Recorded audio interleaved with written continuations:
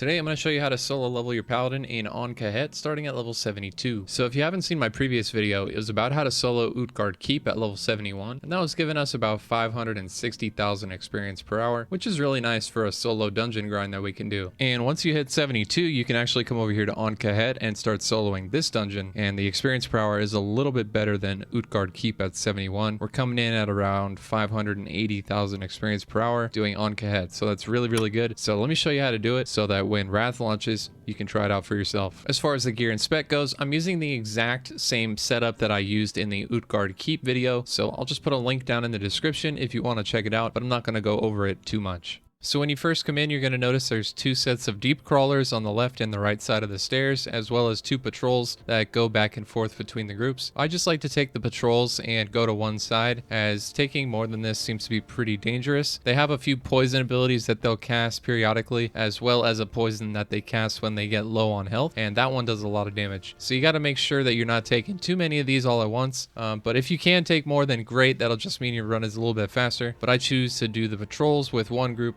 and then I'll go over and do the other group right after. Now, don't worry about dispelling the gluttonous poison. It's not really a big deal, as your divine plea will make sure that your mana doesn't really go down, but just make sure that you're watching out for the fatal poison, which happens when they get low, as it does do a damage over time effect, and it does do a lot of damage. So you can dispel that one if you need to. Just like with Utgard, if you ever find yourself getting too low, just swap over to Seal of Light and pop your Colossus trinket, as we're still using that as well, and that's going to give you a little bit of a safety net in case something goes wrong. Once you've got the first set of deep crawlers down, go ahead and get your mana and health up, and then go tackle the other one and get them down as quickly as possible as well.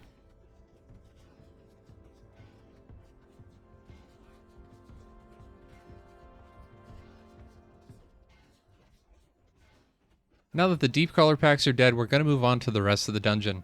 From here on out, there will be a mob called Spellflinger in every single pack we pull. These mobs have a Shadow Blast ability that hits extremely hard, so our main goal from here on out is to focus down the Spellflinger and interrupt it as much as possible. Luckily, the Shadow Blast ability has a really long cast time, so it's pretty easy with all our new abilities to make sure we never get hit by it. We'll be using Avenger's Shield, Holy Wrath, Hammer of Justice, and if you're a Blood Elf, you can use your Blood Elf Silence to interrupt the casting. If at any point everything is on cooldown and you have nothing to interrupt the Shadow Blast, then you can always use your defensive Divine Protection before the cast goes off for a 50% damage reduction. I haven't died from a Shadow Blast a single time while doing this, all the way from 72 to 75, because we have so many different ways to counter it, so it's really not a problem. It's also shadow damage, so if you want to use Shadow Resist Aura to further mitigate the damage, then you can do that as well. As far as your seals go, I've been using Seal of Corruption a lot to get these single target nukes, but a lot of people were asking in my last video why I didn't use Seal of Command, and from my experience, Seal of Command isn't necessarily faster. I tried doing this exact dungeon farm with Seal of Command versus Seal of Corruption, and it came out to be the exact same time, so it wasn't necessarily faster. Basically, what was different was the packs were dying all at the same time, instead of one target dying then the next target dying, but overall, as far as the time saving goes, it didn't really save me any time.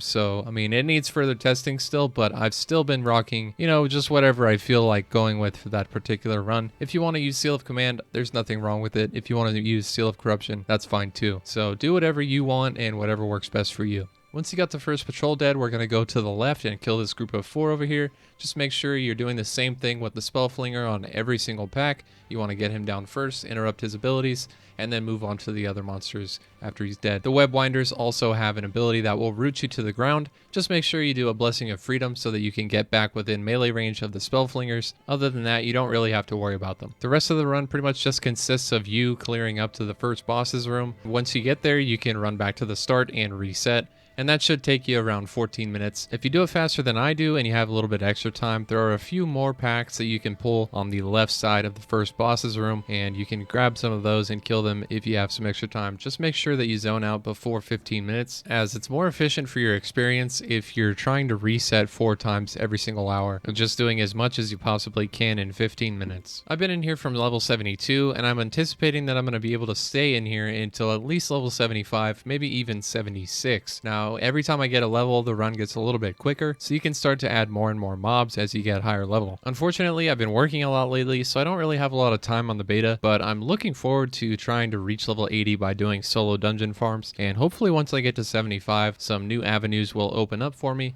and I'll be able to test those out as well. There's also a few things I want to go back and do at level 70 again, and maybe even test out a few things for the pre-patch. Again, if you're not subscribed to the channel, please consider pressing the subscribe button. It would really help me out, and I would really appreciate it. I'm trying to get to 10,000 by the end of this year. I've got about 5 months left and about 3,000 more subs to gain, so please help me out with that. I'd really appreciate it, and I'll keep pumping out content for you guys and make sure that you are on the cutting edge of the experience gains for Wrath. So we just have this pack and then one more after that, and if you have extra time, you can go continue along into this boss room and then come out the other side and go left, and there will be even more mobs over there. And they have the same group composition, so one spell flinger and then a variety of 3 other mobs, and so on and so forth. You can also grab some quick experience by killing the Geists down below, where the big giants patrol. There's 2 packs of Geists that kind of patrol around, and they're pretty easy to kill, but they are normal mobs. So if you don't have any extra time, then don't bother with that. Just go reset, because that's going to be more efficient. But if you do have a little bit more extra time, then you can go and grab whichever combination of mobs you feel like doing.